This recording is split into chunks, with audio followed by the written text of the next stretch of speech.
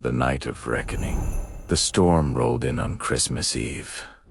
Snow whipped across the city like shards of glass, and the sky glowed with the cold light of drones circling above the headquarters of the largest corporation in the world. Inside that fortress of steel and glass, billions in holiday profits were locked away, guarded by machines programmed to protect greed at all costs. Mad Santa stood at the edge of the storm, his sleigh humming with power, his eyes burning with determination. His elves gathered around him, their faces pale with fear but bright with hope. "It's impossible," one whispered. "The drones will tear us apart." Mad Santa laughed, a sound that echoed like thunder. Impossible is just another word for Christmas Eve. The sleigh lifted into the sky, blazing like fire against the storm. The drones swarmed, their red lights flashing like angry stars. But Mad Santa's sleigh danced through the chaos, twisting, turning, soaring higher and faster than any machine could follow. He dropped gifts into orphanages, shelters, and hospitals as he flew. Children woke to toys crafted with love. Families found food enough for feasts. Lonely souls discovered letters of kindness waiting at their doors. Finally, he reached the fortress. The drones closed in, but Mad Santa's elves unleashed their code, hacking the machines mid-flight. One by one, the drones faltered, their lights dimming, their wings falling silent. Mad Santa crashed through the vault, his sleigh blazing with light. He unleashed a flood of resources into the world: money, food, medicine, warmth. For one night, every child had a gift. Every table had food. Every heart had hope. The night of reckoning was not only a battle, it was a revelation. The world saw that one man, one sleigh, one legend could defy even the greatest powers. And they saw that Christmas was not dead. It was alive, burning brighter than ever before. When dawn broke, the storm had passed. Snow lay heavy on the streets, muffling the sound of the city. Families woke to laughter, to warmth, to the kind of joy that cannot be bought. Some called Mad Santa a criminal. Others called him a saint. The children everywhere whispered his name with awe. Mad Santa. The morning after was filled with stories. Parents told their children of the sleigh that blazed across the sky. Neighbors spoke of gifts left at their doors. Strangers embraced, united by kindness. Yet there was sorrow, too. Empty chairs still sat at tables. Loved ones were still gone. Grief lingered, heavy and real. But now, grief was shared. Tears were not hidden, but embraced. And in that sharing, there was healing. Mad Santa had shown the world that Christmas was not about perfection. It was about connection, about facing sorrow together, and finding joy even in the darkest night. The echo of loss.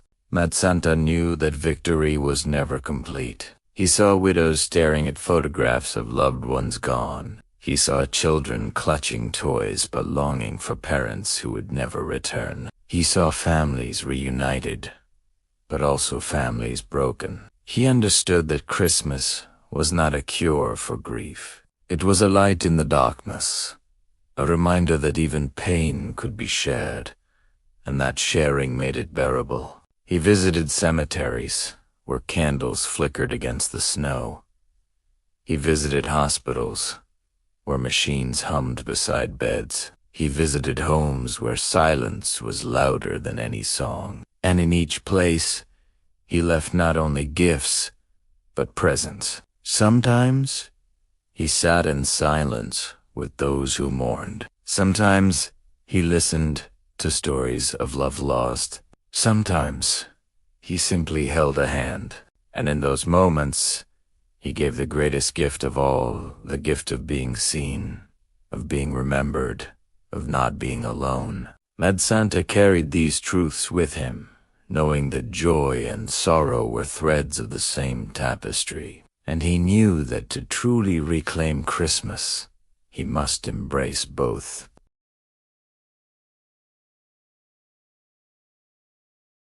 The corporations tried again to silence him. They sent armies of lawyers, fleets of drones, and endless propaganda. But Mad Santa's legend grew stronger. Communities began to follow his example. Neighbors shared meals. Strangers gave gifts. Families opened their doors to those alone. The rebellion spread, not through violence, but through kindness, through defiance. Through the simple act of giving without expectation, Mad Santa had sparked a revolution, not of weapons, but of arts, a defiance against greed, a refusal to let Christmas be sold.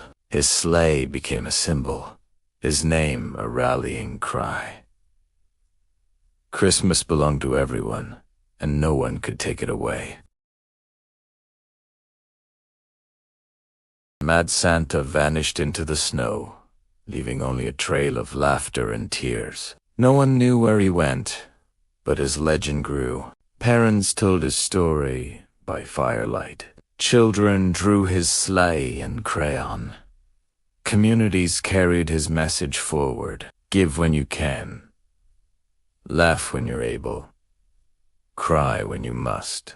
And never forget that Christmas belongs to everyone. And so, in the year 2025, the world learned that Christmas is not only about joy, it is about sorrow, too. It is about rebellion against greed and kindness shared freely. It is about the warmth of connection, the ache of loss, and the courage to hope again.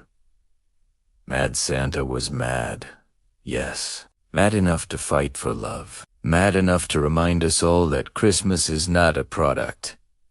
It is a promise that even in the darkest winter, light will return. A promise that even in sorrow, joy can be found. A promise that Christmas belongs to everyone.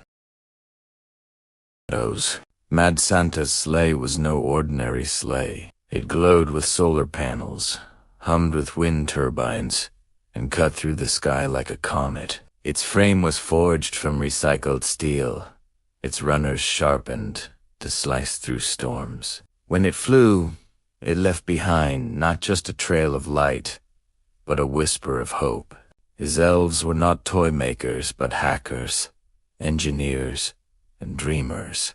They were misfits, outcasts, visionaries who had grown tired of watching the world forget what Christmas meant. Some had once worked for the corporations, designing algorithms to sell joy at a price. Now they worked for Mad Santa, coding freedom into firewalls, crafting toys from scraps, stitching clothes from donated fabrics.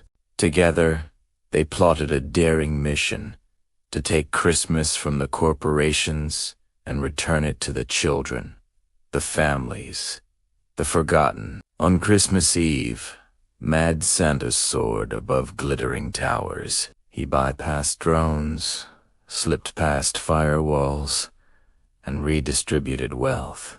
Billionaires woke to empty vaults. Families woke to full tables. Luxury gifts vanished from penthouses, replaced by handmade treasures in shelters and orphanages. To the rich, he was chaos. To the poor, he was hope. But the sleigh was more than a machine. It was a symbol, a beacon in the night sky, reminding all who saw it that Christmas was not dead, that joy could still be stolen back from greed, that even in a world of neon and algorithms, magic could still exist. Children whispered of it in hushed tones. Parents told stories of its glow, and corporations trembled knowing that no vault, no drone, no firewall could stop Mad Santa's mission. The joy and the tears. Mad Santa carried more than gifts. He carried the feelings of Christmas, all of them, good and bad. The good was radiant.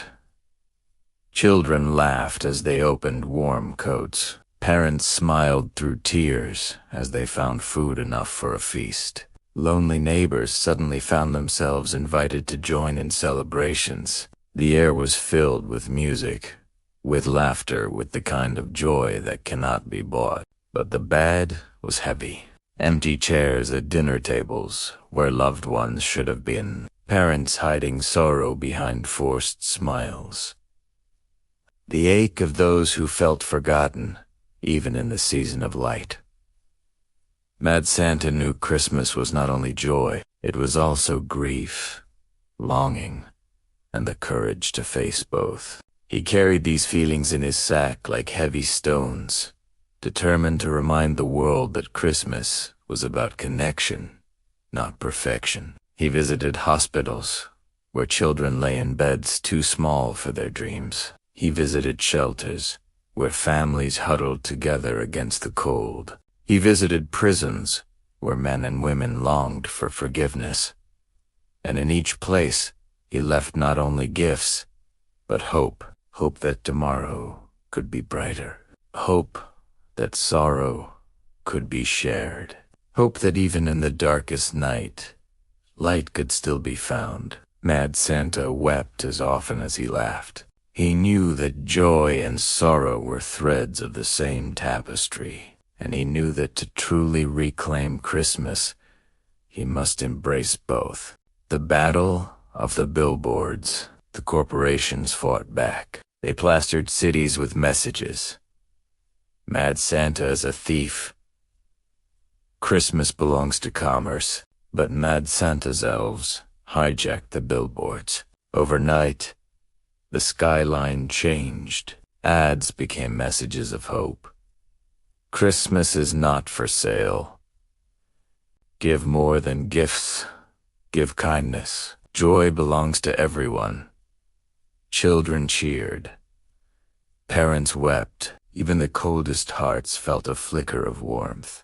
Mad Santa wasn't just stealing wealth, he was stealing back, meaning the battle of the billboards became a war of words, a war of ideas. Corporations shouted of profit, of ownership, of control. Mad Santa whispered of love, of kindness, of freedom, and slowly, the whispers grew louder than the shouts. Communities began to rise. Neighbors shared meals. Strangers gave gifts. Families opened their doors to those alone. The rebellion spread, not through violence, but through kindness, through defiance, through the simple act of giving without expectation. Mad Santa watched from his sleigh, his heart swelling with pride. He knew the battle was far from over. But he also knew that the spirit of Christmas was stronger than greed, stronger than fear, stronger than any corporation could ever imagine. May this Christmas remind us all that joy and sorrow walk hand in hand, and that the true gift of the season is not found in what we buy, but in what we share. Let us carry forward the spirit of kindness, the courage to face loss, and the hope that light will always return, even in the darkest winter. Christmas belongs to everyone, every child, every family, every soul who dares to believe in love. And as Mad Santa showed us, the greatest rebellion against greed is generosity. The greatest defiance against despair is hope. And the greatest gift we can give is ourselves. So let us laugh when we can, cry when we must, and give always with open hearts. For in the end, Christmas is not a product, but a promise that we are never alone, and that together we can make the world shine brighter.